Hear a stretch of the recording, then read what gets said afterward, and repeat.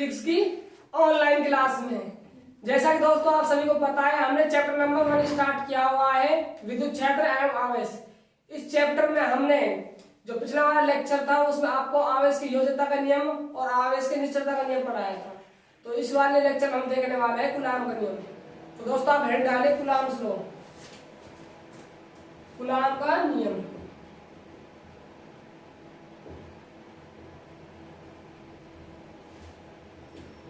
आपको एक बता देता हूं मैं, तो कूलाम का नियम बहुत इंपॉर्टेंट और मोस्ट हेडिंग है भाई। इस साल जो बोर्ड में आने वाले हेडिंगों में से नंबर 1 कह सकते हो आप। कूलाम का नियम आपसे पूछा जा सकता है, कूलाम का नियम लिखिए, ठीक है। तो आप इसे इंपॉर्टेंट लिख लीजिए, इसको ऊपर रहिए, इंपॉर्टेंट कूलाम्स लॉ, है ना। देखो कूलाम नियम होता क्या है, ध्यान समझना। कूलाम नियम क्या होता है भाई, दो बिंदुवत आवेश होते हैं, ठीक साहब, तो बिंदुवत आवेश हो गए। इसको Q1 मान लीजिए, इसको क्या मान लीजिए, Q2 मान लीजिए। इनके मध्य दूरी क्या है, स्मॉल r, ठीक है। अब देखो स्मॉल r कंडीशन क्या है, देखो कूलाम्स लॉ कहता है जो आपने ये आवेश लिए है Q1 और Q2, ये क्या होना चाहिए, बिंदुवत होने चाहिए। क्या होना चाहिए भाई, बिंदुवत होने चाहिए। बिंदुवत का मतलब है कि कहीं पर रखे होने चाहिए, बिंदु आपको इसकी आकृति दिखनी चाहिए आवेशों की, ठीक है। और इसका मतलब क्या है, और क्या होना चाहिए, स्थिर आवेश होना चाहिए। ये बहुत इंपॉर्टेंट कंडीशन है भाई कूलाम्स लॉ की। आपसे पूछ सकता है कि जो कूलाम लॉ होता है, कूलाम जो नियम होता है, उसमें जो आवेश लिए जाते हैं वो गतिशील होते हैं या स्थिर होते हैं। तो लाड लो आपको जवाब आना चाहिए कि वो स्थिर आवेश होते हैं, ठीक है। आवेश स्थिर भी होना चाहिए, क्योंकि हम चैप्टर कौन सा पढ़ रहे हैं, स्थिर वैद्युतिकी पढ़ रहे हैं, ठीक है। तो देखो स्थिर आवेश हो गया। और देखो जो मध्य की दूरी है वो भैया 10⁻⁻15 मीटर से अधिक जरूरी है। क्या होना चाहिए, 10⁻⁻15 मीटर से अधिक होनी चाहिए। इसके पीछे भाई रीजन है, दूरी 10⁻⁻15 मीटर से अधिक होनी चाहिए, उसके पीछे रीजन है। रीजन क्या है, मान लीजिए इनकी दूरी 10⁻⁻15 मीटर से क्या रही, कम रही। तो कम रहने का मतलब कि ये क्या है, ये कहाँ पहुंच जाएगा, नाभिक में पहुंच जाएगा। नाभिक रेडियस कितनी होती है, 10⁻⁻15 मीटर होती है, ठीक है। तो ये नाभिक में पहुंच गया, तो यहाँ पर कौन सा बल लगेगा, नाभिकीय बल लगेगा। लेकिन नाभिक बल से नहीं पढ़ रहे हैं हम, कौन सा लोग पढ़ रहे हैं, कूलाम नियम पढ़ रहे हैं। और कूलाम नियम कितने बीच लग रहा है, दो आवेशों के मध्य लग रहा है, जो कैसे होना चाहिए, बिंदुवत होना चाहिए और स्थिर आवेश होना चाहिए। लेकिन जैसे दूरी कम हो गई, नाभिक में चले जाएंगे, तो यहाँ पर तो कूलाम नियम काम नहीं करेगा भाई। फिर कौन सा बल लग जाएगा आवेशों के मध्य, नाभिकीय बल लगना लग जाएगा, ठीक है। अब देखो आप, अब इन दोनों आवेशों के मध्य कौन सा बल लगता है, बल लगता है स्थिर वैद्युत बल। क्या लगता है भाई, स्थिर वैद्युत बल लगता है। क्या लगता है, स्थिर वैद्युत बल। ये दोनों आवेश स्थिर है, तो बल कौन सा लगने वाला है, स्थिर वैद्युतीय बल लग रहा है। तो ये बल लगता है, एक तो होती है इसकी प्रकृति भैया, क्या होती है, प्रकृति होती है, और एक क्या होता है, इसका परिमाण होता है, ठीक है।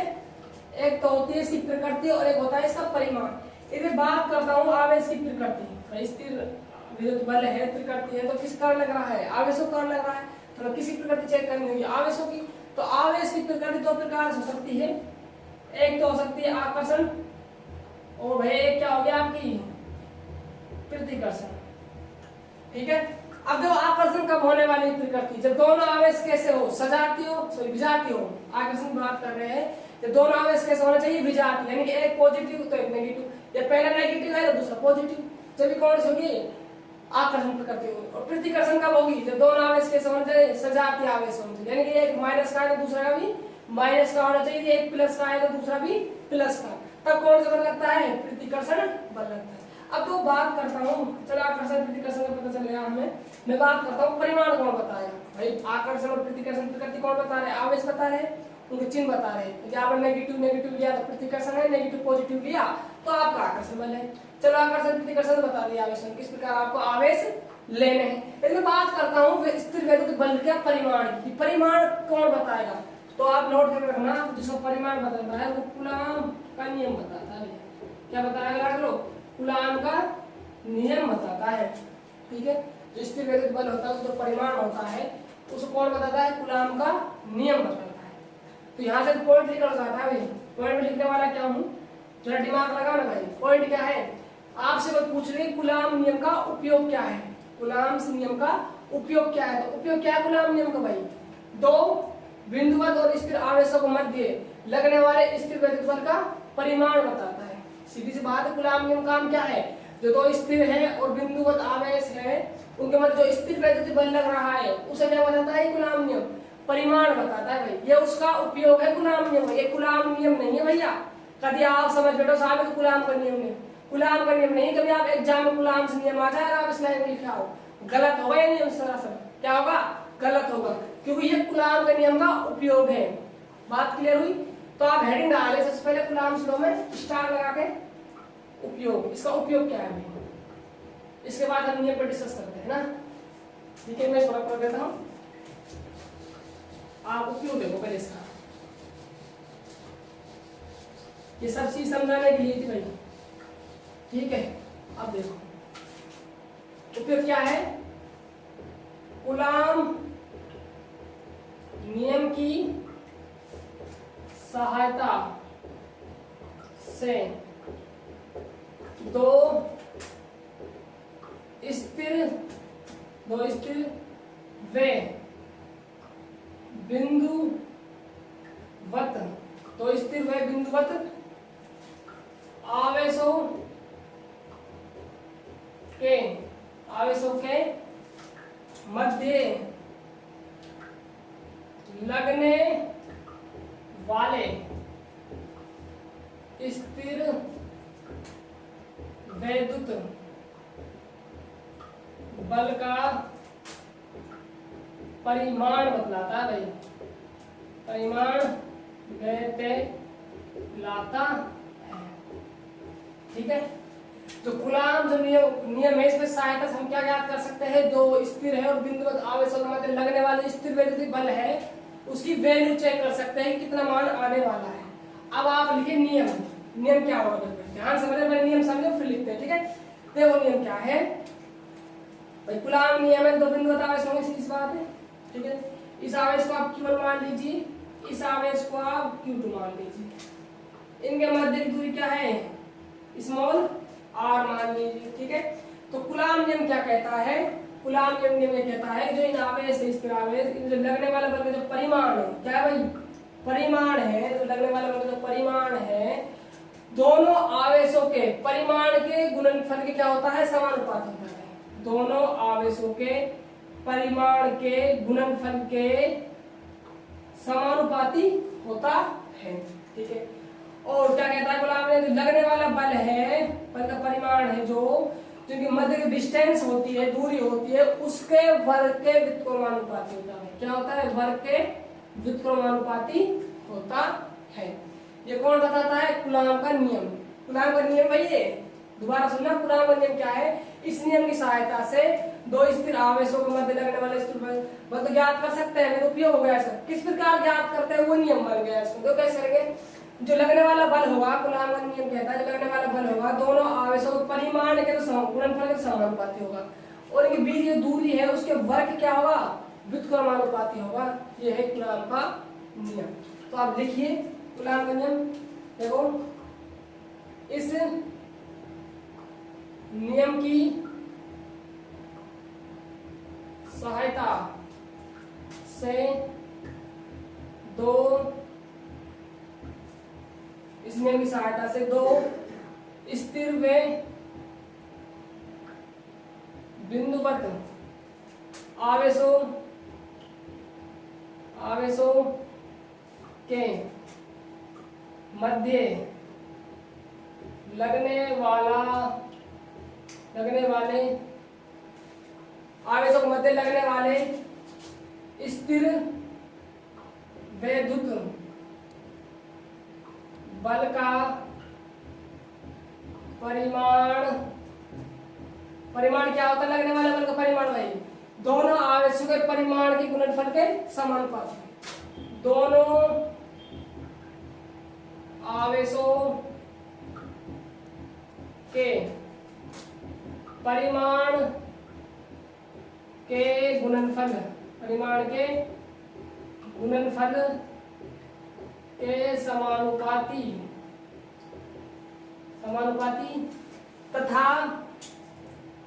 तथा इनकी बीच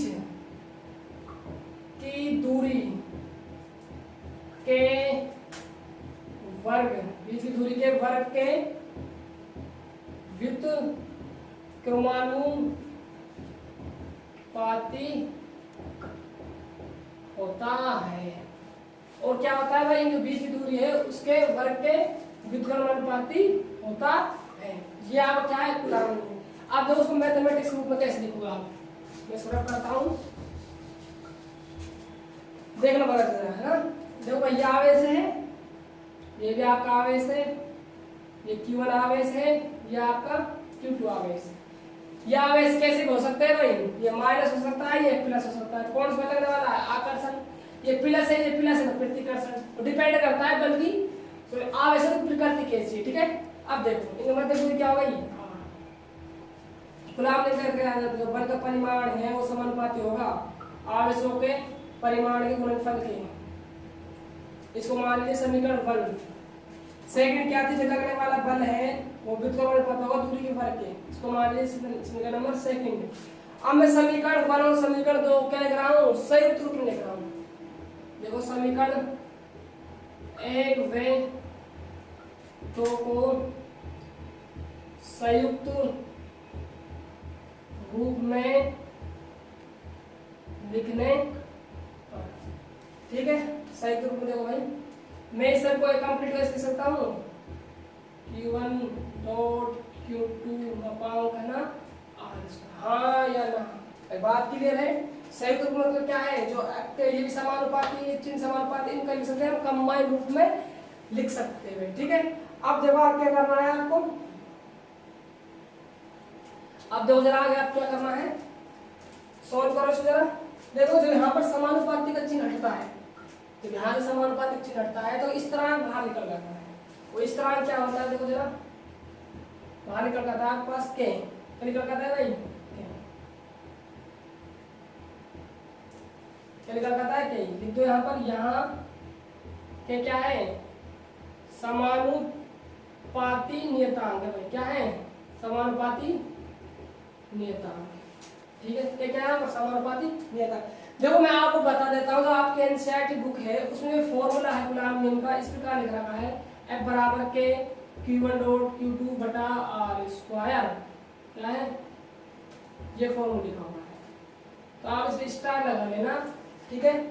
देखो फॉर्मूला ये लिखा हुआ है, लेकिन इसका मतलब वही है जो मैं लिखा हुआ है। इसका मतलब क्या है, देखो मापांक में हमने आवेश Q1 लिया है और Q2 लिया है। इसका मतलब क्या है कि यदि ये पॉजिटिव रहा तो तब ये पॉजिटिव लेना है आपको, मतलब कहने का मतलब आपको चिन्ह नहीं लेना है, सीधी बात ये है, चिन्ह नहीं लेना है आपको, डायरेक्ट परिमाण की वैल्यू रख देनी है। जैसे मैं सपोज कीजिए हमारे यहाँ पर 3.2 गुणा 10⁻⁵ गुलाम लिखा गया, यहाँ पर प्लस का 6 गुणा 10⁻⁶ गुलाम लिखा गया। सपोज कीजिए ये दो आवेश रहे होंगे बिंदु, क्योंकि मध्य की डिस्टेंस दे दी होगी 10⁻16, ठीक है। तो आप ये नहीं है कि यहाँ पर यदि आप Q1 की वैल्यू जमा रहे हो तो आप -3.2 गुणा 10⁻⁵ जमाओ ना, ऐसा बिल्कुल नहीं करना है लाडो। आपको हमेशा ये वैल्यू रखनी है कि परिमाण यूजुअली आए ना वहाँ पर, तो परिमाण क्या देता है बाहर पॉजिटिव लिखा देता है, तो आपको हमेशा परिमाण की वैल्यू रखनी है, यहाँ पर चिन्ह के साथ नहीं रखनी, चिन्ह के अलावा रखनी है, ठीक है। ये बात ध्यान रखना है, अंडरस्टूड बात है आपको गुलाम स्लो में तुम्हारी बुक में दिया हुआ है, ठीक है। इसको इस प्रकार डिनोट किया जाता है, ठीक है। चलो मैं आगे चलता हूँ। अब जब मैं बात करता हूँ तो क्या आपका निकल रहा है नियतांक की, ये क्या होता है इस पर बारे में थोड़ा डिस्कस कर लेते हैं। देखो यदि मैं बात करता हूँ के की, तो के का मान चेंज होता रहता है भाई, के का मान चेंज होता है, कह सकते हैं। जो के का मान होता है वो एक माध्यम पर डिपेंड होता है, एक तो माध्यम पर निर्भर करता है, एक करता है मात्रक पर। देखता हूँ देखो के का मान मात्रक पद्धति वे माध्यम पर निर्भर करता है। देखो कैसे निर्भर करता है, मान लीजिए मात्रक सीजेस में चल रहा है, किसमें चल रहा है सीजेस में चल रहा है, तो किस में मात्रक लगाने वाला है के का वैल्यू किस में आने वाली है, सीजेस में आएगी। यदि एम केस में चल रहा है तो एम केस में वैल्यू आएगी, तो सीजेस कुछ अलग आने वाली है, एम केस में वैल्यू कुछ अलग आने वाली है। तो हम कह सकते हैं जो के का मान होता है वो मात्रक पद्धति पर डिपेंड करता है। मैं बात करता हूँ माध्यम पर किस प्रकार निर्भर करता है। अभी मैं एक क्वेश्चन करवाऊंगा, कूलाम जैसे कंप्लीट होता है उसके बाद एक क्वेश्चन करवाता हूँ आपको, वहां पर देखना माध्यम पर निर्भर क्यों कर रहा है। ठीक है, इसको अभी आप स्टार्ट रखना भी समझा रहा है। ठीक है, इस पर अब देखो आप आगे मैं बात करता हूँ क्या क्या मान होता है। हमेशा कैलकुलेशन आपको एसआई पद्धति में करते हो आप फिजिक्स में, तो एसआई पद्धति में क्या क्या मान होता है। एसआई पद्धति, एसआई पद्धति में क्या की वैल्यू होती है भाई 1/4 पाई एप्सिलॉन नॉट होती है। तो ये लिखा हुआ है, इसको बोलते हैं भाई, चूज कर लिख लेना, हिंदी में क्या बोलते हैं इसको, एप साइन साइन epsilon epsilon epsilon naught, epsilon लिखो ना, एप्सिलॉन मत लिखो तो ज्यादा साइलेंट हो जाएगा ये। ठीक है, आप इसको लिखो एप्साइन एप्साइन नॉट, क्या बोलोगे एप्साइन नॉट। कोई इसको एप्सिलॉन नॉट बोल देता है ना, कोई दिक्कत नहीं, एप्सिलॉन नॉट याद रखना आपको। ठीक है, अब देखो जो एप्सिलॉन नॉट होता है इसकी वैल्यू होती है भाई, क्या होती है इसकी वैल्यू होती है, इसको बोलते हैं निर्वात की विद्युतशीलता। क्या बोलते हैं ना, निर्वात की विद्युतशीलता बोलते हैं।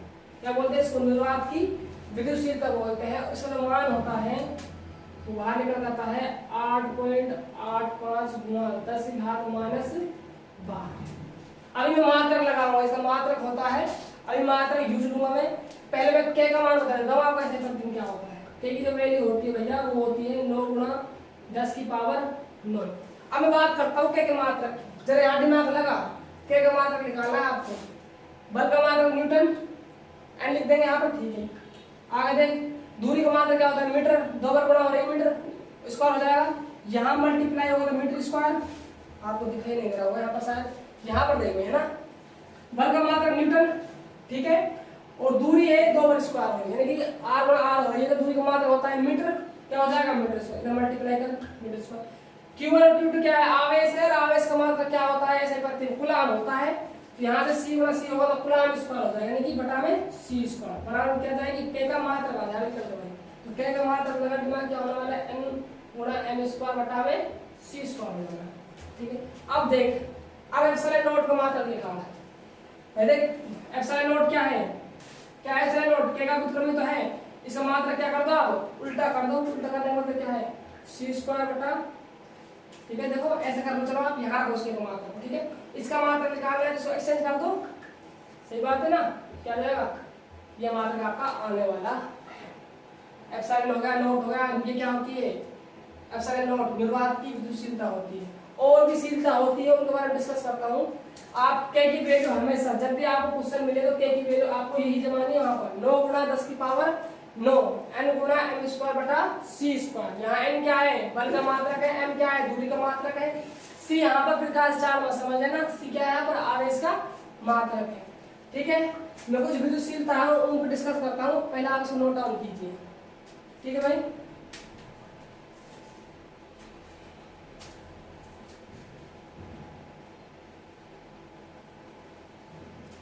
कर लिया होगा। अब देखो आप आगे,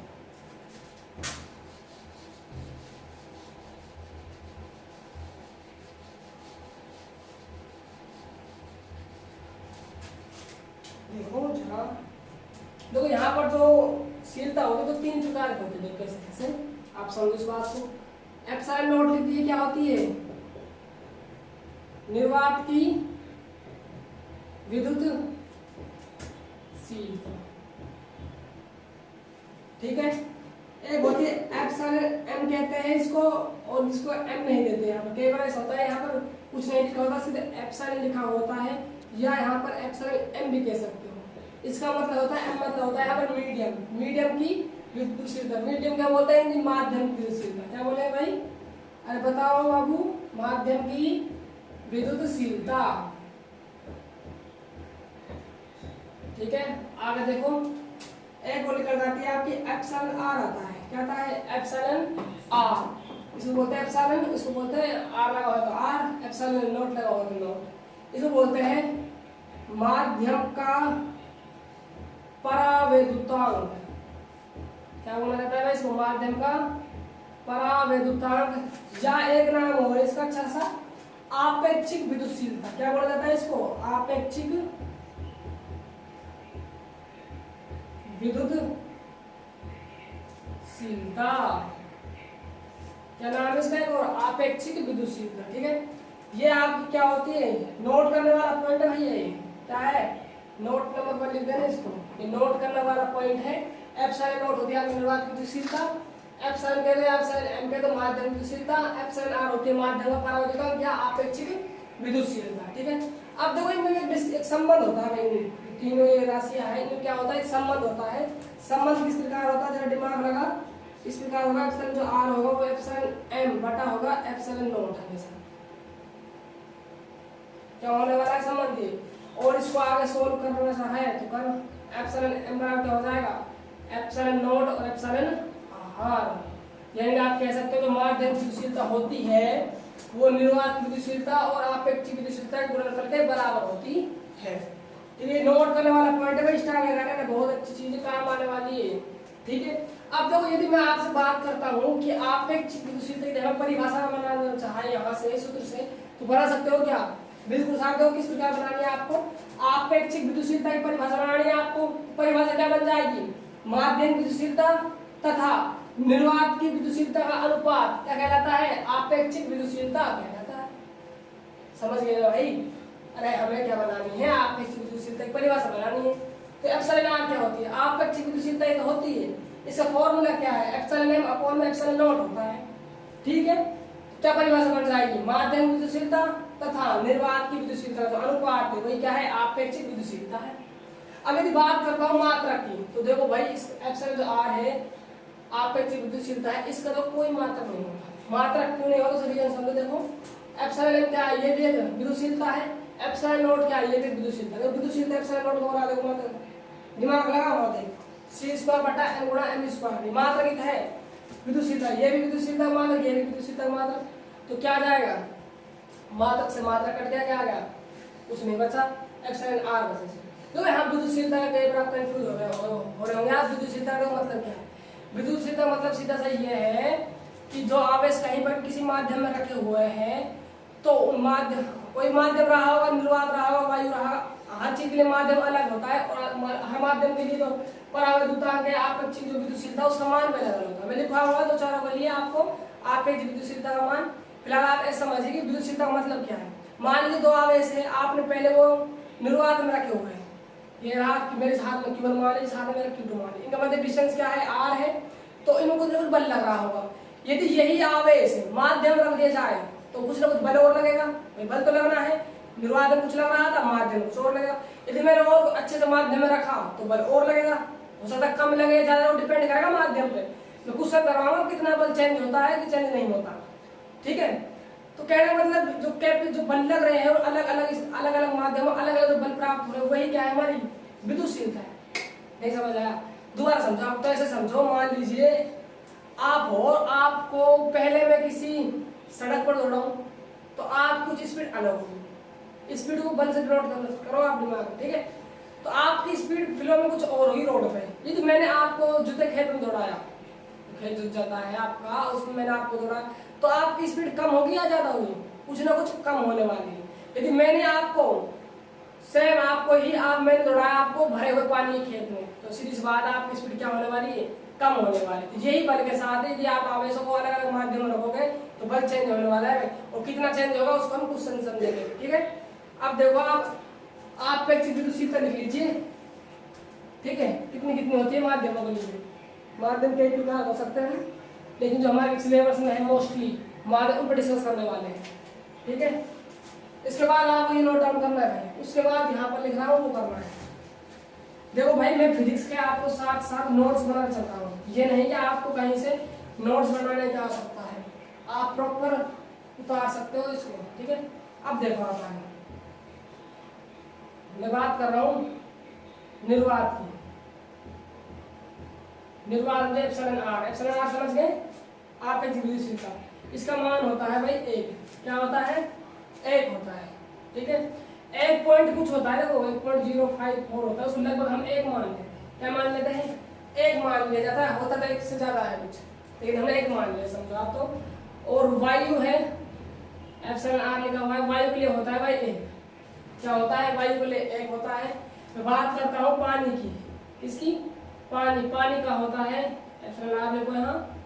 पानी के लिए होता है 80 या 81। 80 बोल सकते हो या आप 81 बोल सकते हो, ठीक है। बात करो मैं धातु की। एप्सिलॉन आर धातु के लिए होता है भैया अनंत। क्या होता है? अनंत। तो यहाँ से आप एक पॉइंट निकलता है, तो बड़ा शानदार पॉइंट निकलता है कि आपेक्षिक जो विद्युतशीलता है एप्सिलॉन आर, उसका मैक्सिमम मान कितना हो सकता है और मिनिमम मान कितना हो सकता है। तो आपका हमेशा जवाब आना चाहिए कि मैक्सिमम मान है जो आपका अनंत हो सकता है और मिनिमम मान आपका कितना हो सकता है? 1 हो सकता है, ठीक है। ये होने वाला है आपेक्षिक विद्युतशीलता का मान, ठीक है। कुछ ये आपेक्षिक विद्युतशीलता जो हमारे क्वेश्चन काम आने वाली है, आप वो नोट डाउन कीजिए, ठीक है। अब देखो मैं आपको बताता हूँ कि यदि कोई आवेश माध्यम रख दिया जाए तो उसको कितना बल लगेगा, बल चेंज होगा या नहीं होगा, होगा तो कितना होगा, उस पर डिस्कस करने वाले हैं ना क्वेश्चन समझ के। तो आप इसको लिखे पहले, फिर क्वेश्चन चलते हैं,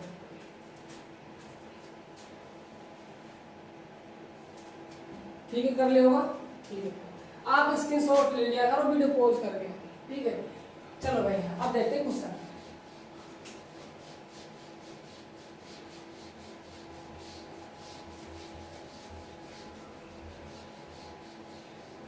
एक बार वीडियो देख लेता हूँ इससे प्रकार से आ रही है नहीं आ रही है।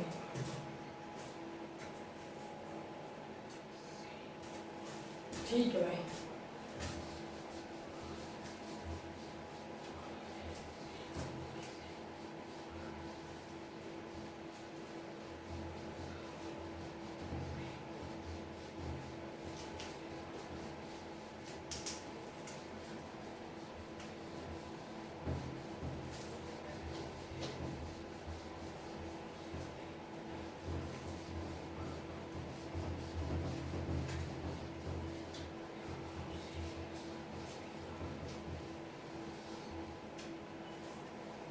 देखो क्वेश्चन लिखो आप मेरे साथ साथ। वो दो बिंदुवत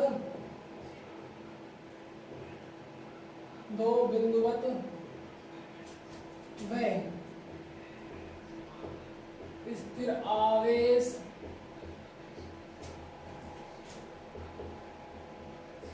निर्वात में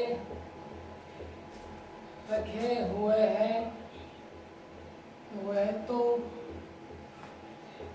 उन पर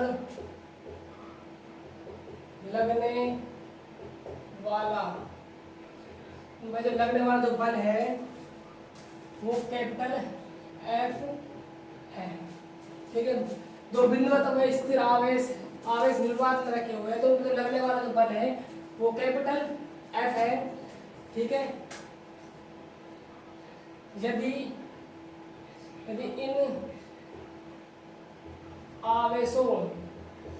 इन आवेशों को किसी के परावर्तनांक आपके एप्सिलॉन आर की जगह आपको जो परावर्तनांक का जो मान है वो क्या दिया हुआ है, मैं कंफ्यूज नहीं होना है ना। इन आवेशों को किसी के परावर्तनांक के माध्यम में रख दिया जाए तो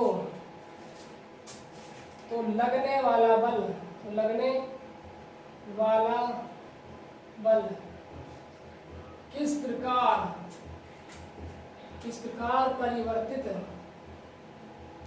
होता है। ये क्वेश्चन है आपके सामने, दिमाग लगाना भाई जरा ना।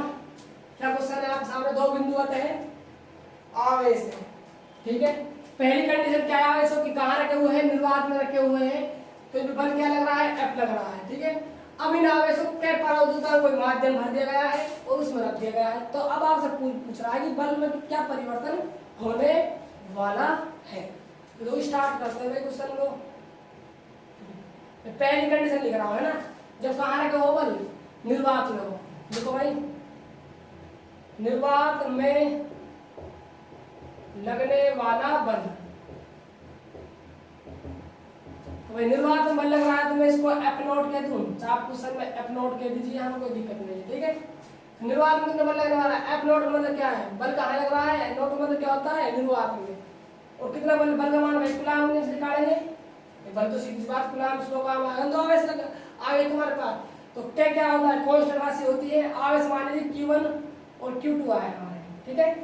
तो आवेश मान लीजिए Q1 Q2 है, इनकी मध्य दूरी क्या रही होगी, R रही होगी, ठीक है। आप जो कहा मैं क्या लिख सकता हूँ, 1/4 पाई एप्सिलॉन लिखूं या एप्सिलॉन नॉट लिखूं, अरे निर्वात है जब बाबू क्या लगाएंगे, एप्सिलॉन नॉट लगाएंगे, Q1 डॉट Q2 बटा में R,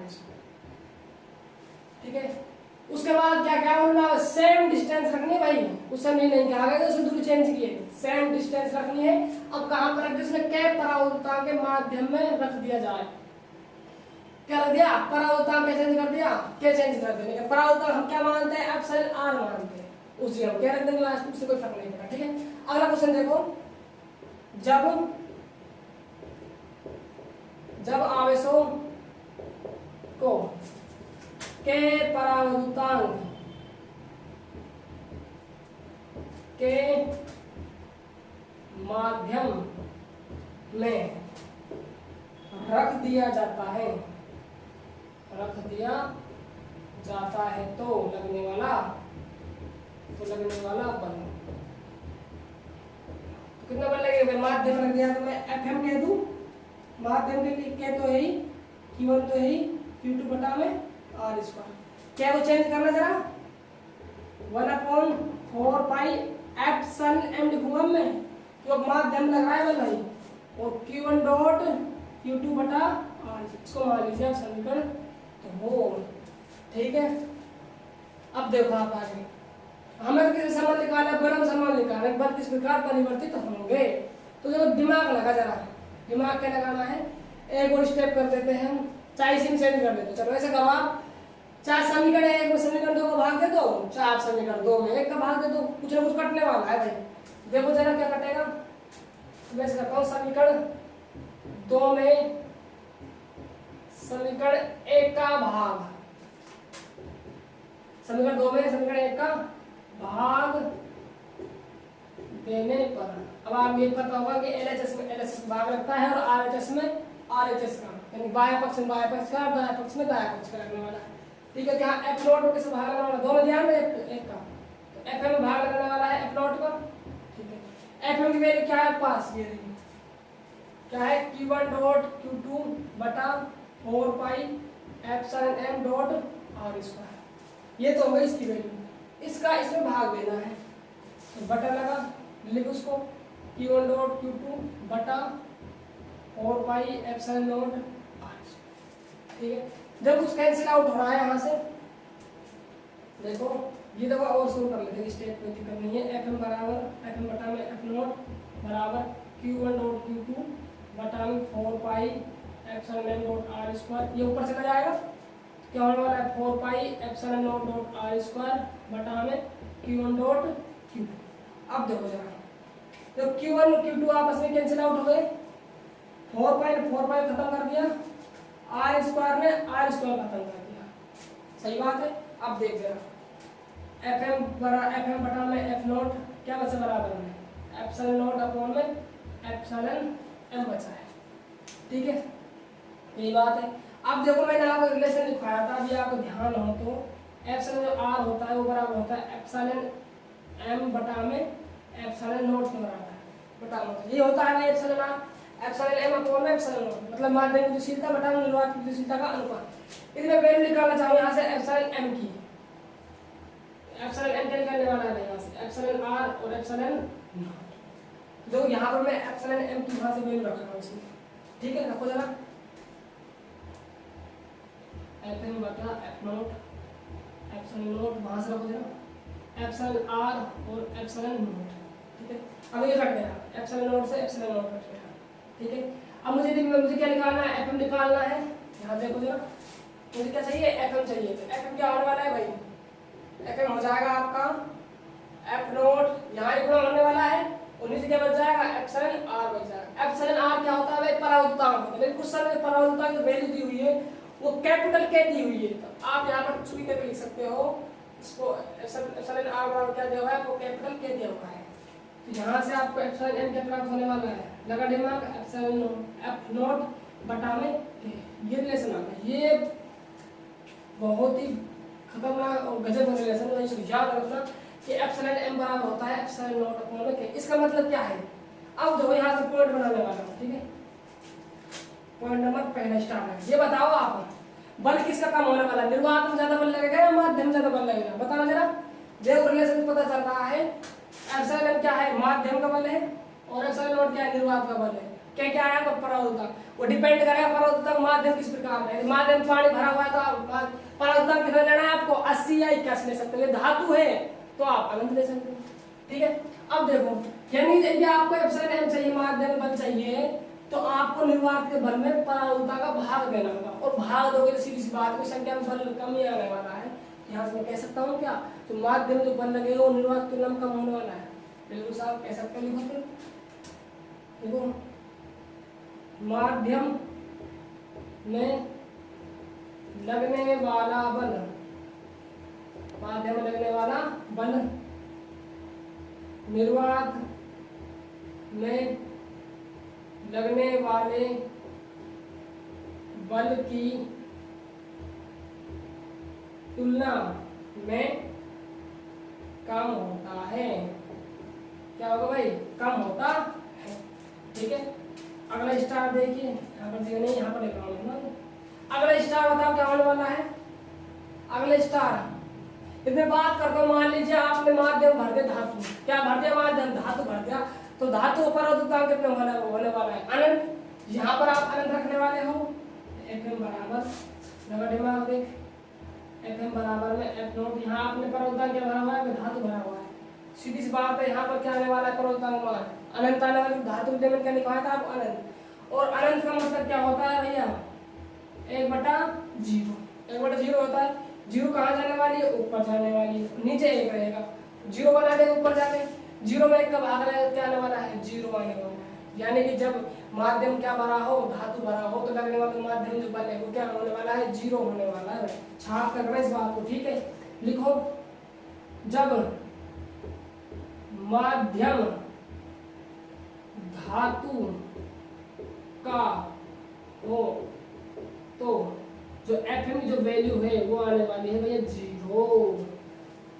बात क्लियर हुई, क्या आने वाली है, 0 आने वाली है। तो देखो यहाँ से कुछ पॉइंट निकल आ रहे हैं आपके सामने कि जो निर्वात में जो बल होता है वो सर्वाधिक लगता है, और माध्यम में निर्वात नंबर कम लगता है। वो डिपेंड करता है कितना कम लगेगा, वो डिपेंड करता है माध्यम पर, यानी कि माध्यम किस प्रकार का परावर्तक भरा हुआ है आपने माध्यम का, जिसका परावर्तक ज्यादा होगा, सीधी बात है, माध्यम बल कम आने वाला है, ठीक है। तो आप बल का जानकारी हो गई कि निर्वात में क्या होगा, बल का मान, और माध्यम में क्या होगा। ये आपका रिलेशन आपको इसको याद रखना, रिलेशन इंपॉर्टेंट रिलेशन है, ठीक है। क्या है, एक इंपॉर्टेंट रिलेशन है, आपको उसको याद रखना है, ठीक है भाई। ये आपका जो कूलम्ब का नियम था वो खत्म हो गया है। इसके बाद हम कूलम्ब के नियम का सदिश रूप पढ़ेंगे, छोटा टॉपिक, इसमें तो हो नहीं पाएगा, 15-20 मिनट का है टॉपिक। कूलम्ब के नियम का सदिश रूप पूछ लेता है एग्जामिनर, 1 नंबर 2 नंबर का, कि आपसे पूछा जाता है कूलम्ब के नियम का सदिश निरूपण लिखिए, ठीक है। तो इसमें तो हो नहीं पाएगा शायद, मैं अगले लेक्चर में जो करवा दूंगा आपको। उसके बाद अध्यारोपण सिद्धांत पढ़ेंगे, फिर विद्युत क्षय, विद्युत शक्तियुक्ता, बहुत चीजें अभी तो चैप्टर पढ़ने वाली। तो यदि दोस्तों यदि आपको हमारे वीडियो अच्छे लगते हैं तो आप हमारे वीडियो को लाइक कीजिए, शेयर कीजिए, और जितना हो सके अपने दोस्तों के साथ शेयर जरूर कीजिए, ठीक है। मिलते हैं नेक्स्ट वीडियो में, बाय बाय, टेक केयर।